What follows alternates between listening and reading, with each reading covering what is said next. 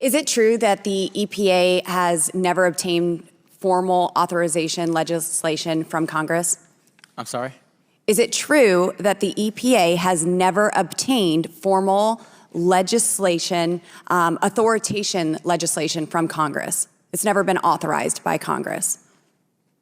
EPA is not authorized by Congress? I'm asking you. I thought EPA was authorized by Congress. Well, the EPA is not. The EPA has never been formally authorized by Congress. Oy, does Lauren Boebert know what Congress even does? ATF, alcohol, tobacco, and firearms. In Western Colorado, we call that a fun weekend. But DC bureaucrats have used this agency to infringe on the rights of the American people. I mean, what do you expect from someone who says this? Today's hearing will help us better understand what Congress can do to ensure that activist stakeholders will not encourage woke corporate activism, as we have seen recently with Anheuser-Busch, Disney, and even Nike. Because as we all know around here, when you go woke, you go broke. How did she even get here? Is her job just to be stupid and say things like this? Gun-free zones are the most dangerous places in our country. The Second Amendment is absolute, and it's here to stay. A recent report states that Americans own 46% of the world's guns. I think we need to get our numbers up, boys and girls. And how in the world has she lasted this long in Congress? And she's also possibly gonna win again. What's going on, Colorado? I'm asking about the EPA, and I'm asking about your rogue bureaucrats that have enacted these unconstitutional regulations. Are you going to repeal them? Are you going to continue to implement them? Or are you going to stop altogether, since it's been overturned? Do you understand the ruling? Do you understand the ruling of the Supreme Court? I do, and so your question is ill-formed. No, Will you be repealing? We're not going to stop. So you're going to unconstitutionally continue with these rulemakings. We're going to adhere to the Supreme Court and continue to do our... So which rulemakings are you going to roll back? I'm asking about the EPA, and I'm asking about your rogue bureaucrats that have enacted these unconstitutional regulations. Unconstitutional regulations. It was arguably one of the stupidest rants from Lauren Boebert this summer. Are you going to repeal them? Are you going to continue to implement them? Or are you going to stop altogether? Boebert was asking EPA Administrator Michael Regan if his agency would stop enforcing certain regulations, given the recent Supreme Court Chevron decision. Since it's been overturned. Do you understand the ruling? Do you understand the ruling of the Supreme Court? I do, and so your question is ill-formed. No, will you be repealing? We're not going to stop. So you're going to unconstitutionally continue with these rulemakings. We're going to adhere to the Supreme Court. As Ross Story noted, the U.S. Supreme Court overturned the so-called Chevron doctrine that gave deference to executive branch agencies over courts when it comes to interpreting regulations passed by Congress. While the ruling makes it possible for courts to override agencies on such regulations, it does not declare such regulations as illegal as a whole, a point that appeared lost on Boebert. Which rulemakings are you going to roll back? We're going to adhere to the Supreme Court and continue to do our work in accordance to the Supreme Court. The Supreme Court. So which ones are you going to repeal? The Supreme Court didn't tell us to repeal anything. They have been deemed unconstitutional.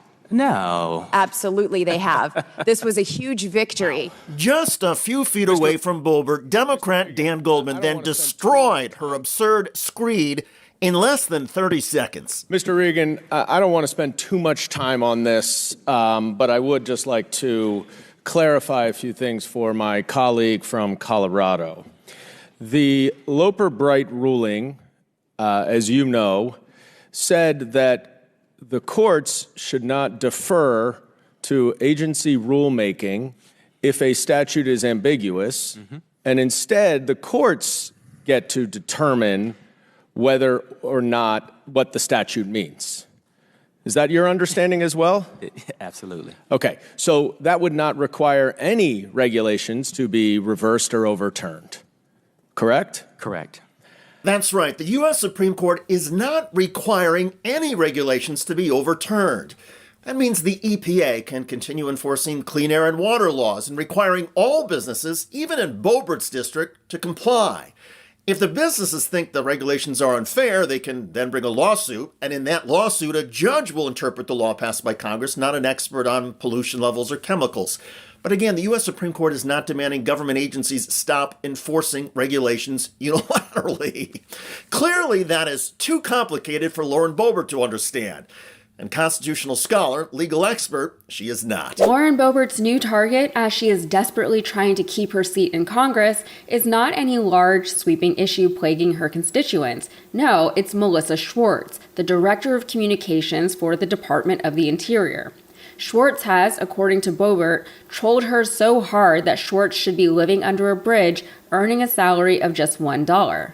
Because a salary of $0 would be slavery, so it's a good thing that Boebert offered her the $1. Madam Chair, I am going to exercise the rule of the House to offer the Holman Rule amendment here in this appropriations bill. And I rise to offer my amendment that reduces the salary of Melissa Schwartz, Director of Communications of the Department of Interior, to $1. Melissa Schwartz is yet another horrendous and miserable use of taxpayer dollars. Look at this. She is a mask-wearing, quadruple-vaxxed, Green New Deal extremist, and unfortunately, a liberal troll who has harassed me even in committee hearing rooms. She shouldn't be employed at the Department of Interior. Melissa Schwartz belongs under a bridge. Melissa had the nerve and lack of respect to confront me in the halls of Congress following a Department of Interior meeting. In this hearing, she had the audacity to come and personally attack a member of Congress. This DEI hire made clear she doesn't work for the American people, and she is simply another misguided mouthpiece for liberal extremists that hates conservatives and people that disagree with her eccentric views. Rather than focus on agency priorities or the American people's priorities, facts, and seeking to do what's best for America, Schwartz spends most of her taxpayer time tweeting nonsense and trying to promote the Biden regime's radical New Deal scam. Melissa and her colleagues believe that climate change is the ultimate threat to humanity.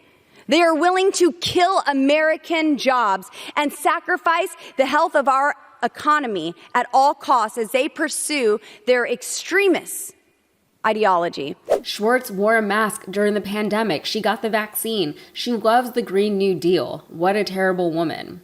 Boebert said that Schwartz being on the federal payroll was a horrendous and miserable misuse of taxpayer dollars. The irony of that statement coming from Lauren Boebert as she's speaking on the congressional floor as a wholly ineffective elected official almost is not worth pointing out, but there, I've done it. But let's talk about her diction here, the words that she chose to go with. Schwartz is, according to Boebert, a DEI hire. There's nothing to prove or disprove that statement because it is a nonsense statement. She just knows that her supporters and potential supporters do not love DEI, so the more she can say things like DEI hire, the more people will like her. Then she talks about the Biden regime. Since when do we have regimes in the United States as opposed to administrations? The word regime, in the minds of American citizens at least, conjures up ideas and images of authoritarian leadership, of militaristic governance. There's a show on HBO right now called The Regime about a right-wing authoritarian leader somewhere in Central Europe. I just watched it. I had noticed this switch in rhetoric a little while ago, but it seems that more Republicans are really embracing that term now. And they're trying to be subtle about it, but I just want them to know that I've noticed. But her overall point is that Schwartz doesn't do anything to actually help the American people in her role in the Interior's Department. I'm not sure what Boebert thinks the Interior's Department should be working on instead, but she says that Schwartz is just trying to shill the Green New Deal, which is apparently a scam and definitely not anything the American people are desperate to see implemented. It's not like the American people overwhelmingly support climate action or anything like that, except that they do. According to Pew Research, 63% of Americans say that harm to people in the U.S. from climate change will worsen in their lifetime. That could explain why younger people across the aisle are more likely to support climate efforts than older people, whether by phasing out fossil fuels completely or by integrating more sustainable energy sources into our existing energy ecosystem. 2/3 of Americans prioritize developing alternative energy sources like wind and solar. 2/3 of adults say the federal government should encourage wind and solar production.